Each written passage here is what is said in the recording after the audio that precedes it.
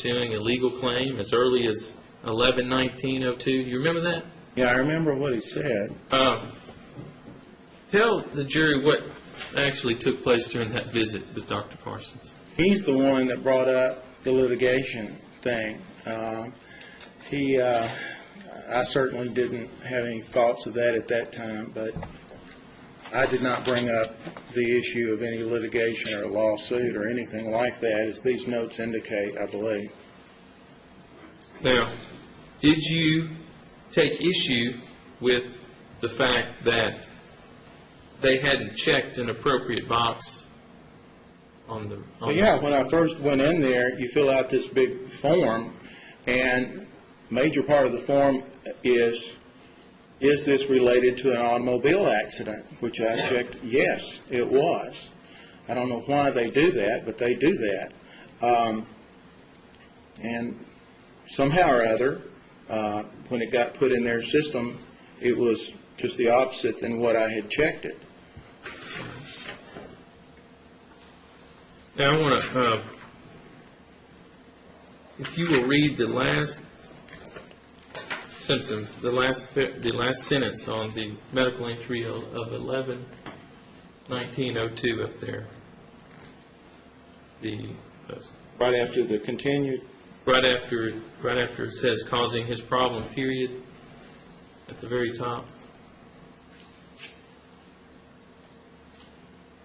Right after the date. I'm not seeing that. I'm Says, sorry. well, I'll just read it.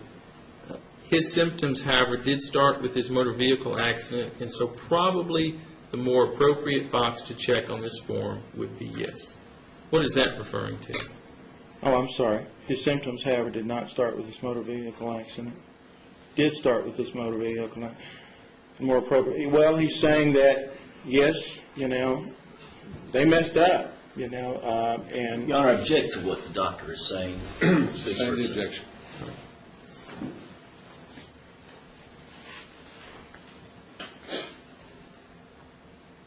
Did Dr. Parsons at that point in time refer you to Dr. Howell? Yes, he did.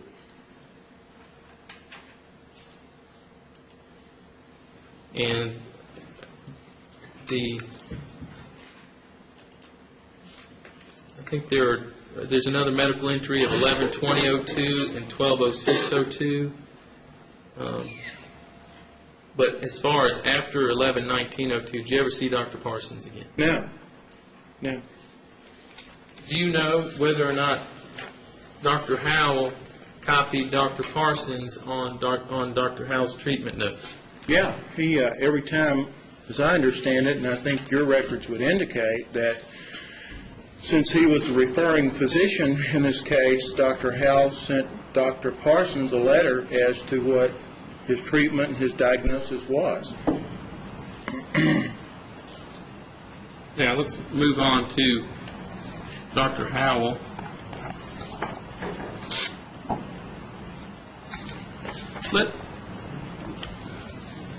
Do you remember Dr. Parsons testifying that he saw 60 patients a day? Yeah, I do. Was that evident when you met with him on those occasions? It's very evident. They run people in and out of there so fast it makes your head swim. Did Dr. Parsons spend very much time with you on those occasions when you saw him? No, not at all. I would say a minute to a minute and a half max. Okay. What about Dr. Howell? Was there a difference? Dr. Howell's a saint. That's all I can say about him. It's a very large practice that he and his partners have, but when you go in there and he sits down with you in the examination room, it's as if he's got all the time in the world to spend with you. He acts like he actually cares about you and cares about the pain that you're in. Has Dr. Howell helped you? Dr. Howell's been tremendous. Wonderful man. Well, let's talk about what you described to him.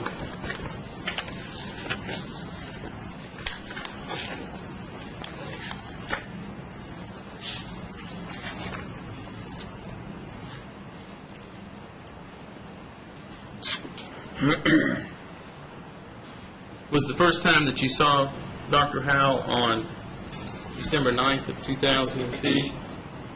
That's correct?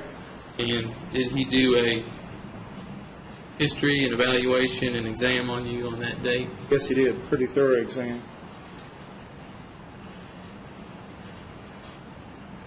Can you describe, just read for me the third paragraph where it starts with, "He now complains"? He now complains of back pain, radiation of pain to the right leg, burning pain down into the heel, pain in the left hip. In addition, he's complained of neck pain, shoulder pain, headache, and inability to focus on close objects since this accident. He's not been able to work due to the severity of his pain and headache. He denies other neurological symptoms. He's been treated with Lortab, but not like the mental changes with this. Darvocet has been given and has offered some improvement.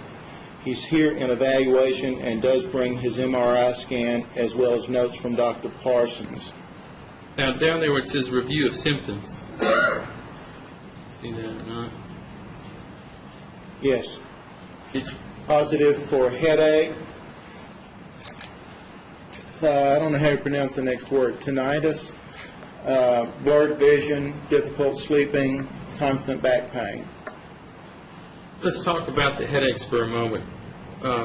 When did those start? And just talk about their duration, how it impacted your ability to work, things Well, of that nature. As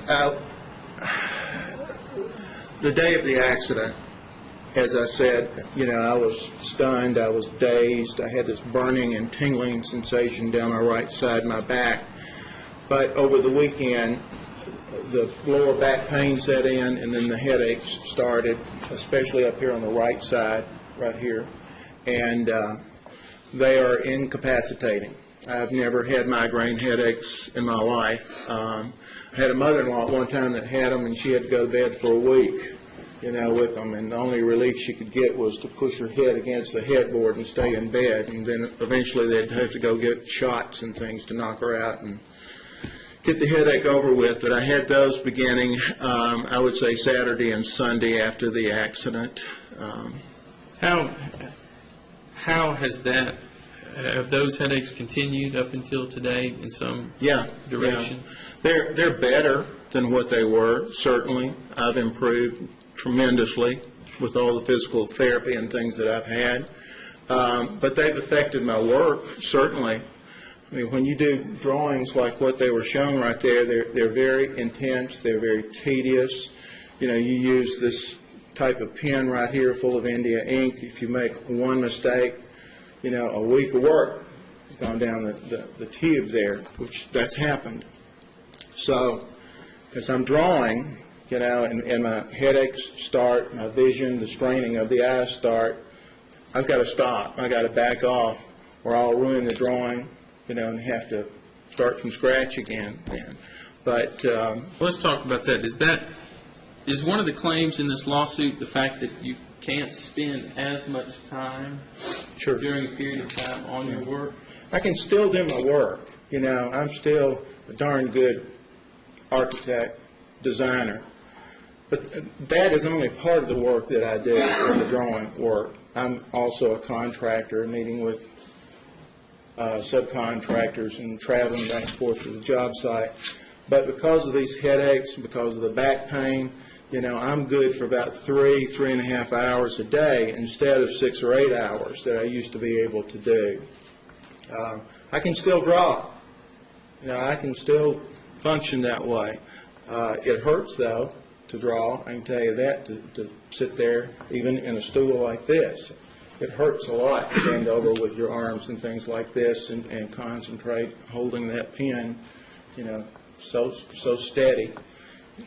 If you don't, what happens is these things bust and ink runs out all over the drawing, and that's what happened in that drawing. Well, so if I'm understanding you, one of the claims you're making is that it takes more time to do certain activities? Well, sure, it's even like mowing the yard. I used to be able to do that in 15 to 17 minutes. It took over an hour to do that. To me, that's embarrassing.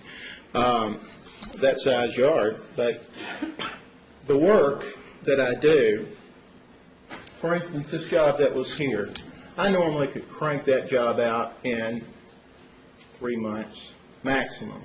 And that is from the inception of what I call the initial meeting with the clients all the way through the finished drawings, because you have lots and lots of meetings with the clients to make sure what you've done is what they want.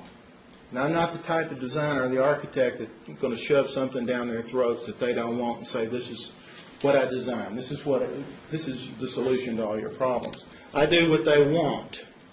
A lot of times I don't agree with it, but I still draw what they want. And it takes a lot of changes, a lot of corrections and modifications, new drawings.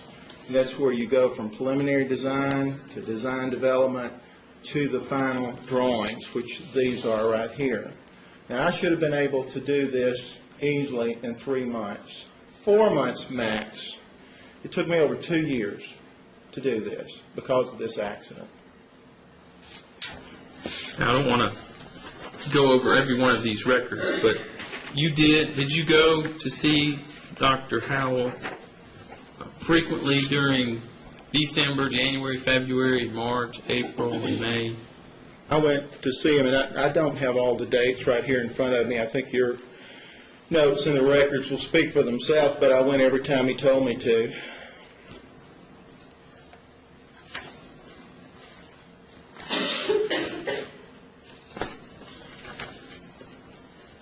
I want to go to 5/19 of 03.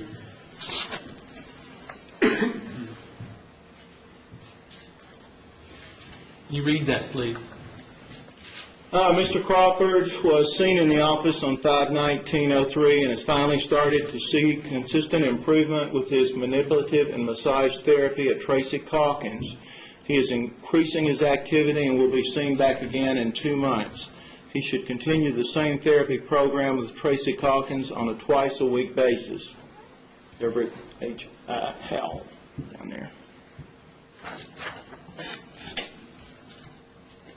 Your Honor, I'd like to make the previous document that I showed, as well as this one, a collective exhibit. Any objection? No, Your Honor. That's enough. There will be number 22. Now I want to go to talk about Tracy Calkins for a moment. We touched on that earlier, but I want to talk to you about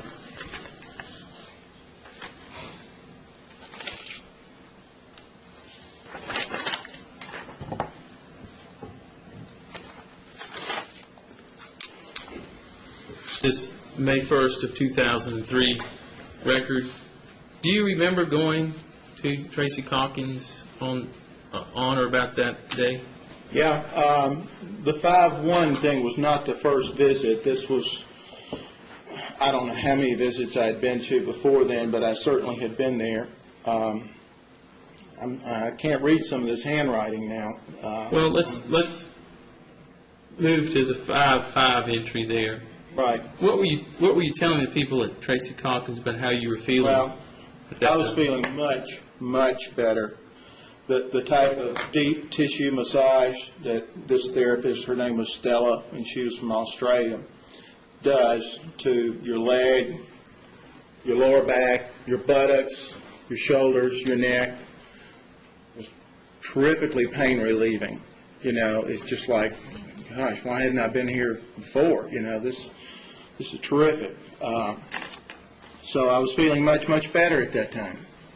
And what did you tell him? What's noted on there as the subjective statements by you? It says, best he has felt in 6 to 7 months. Backache, oh, there's 2 errors.